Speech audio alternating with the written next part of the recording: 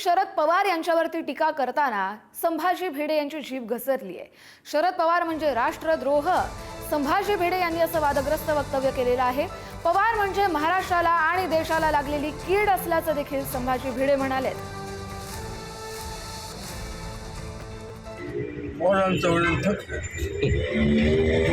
देशद्रोह पवार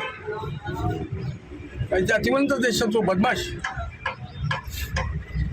हरामखोर बदमाश महाराष्ट्राला देशाला लागलेली कीड आहे। राज्यात नाही असली कीड।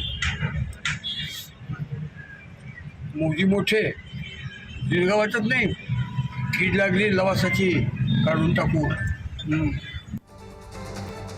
याच संदर्भात बोलूया। आपल्या बरोबर जोडले गेलेले आहेत शरद पवार यांच्या राष्ट्रवादीचे प्रवक्ते मेहबूब शेख।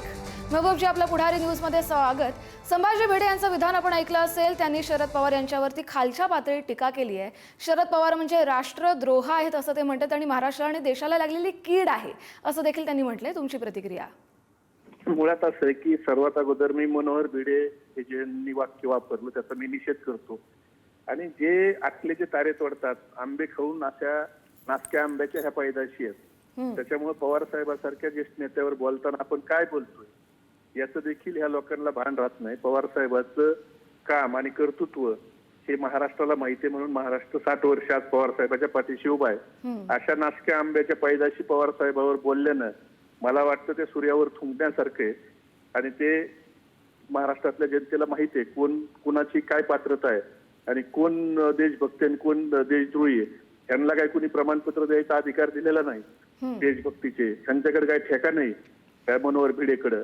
मुळात त्या नासक्या आंब्याच्या पैदाशीने बोलताना जरा तोंडावर लगाम ठेवून बोललं पाहिजे आणि असली वाक्य बोलून स्वतः प्रसिद्धीत यायचा हा त्यांचा प्रयत्न आहे।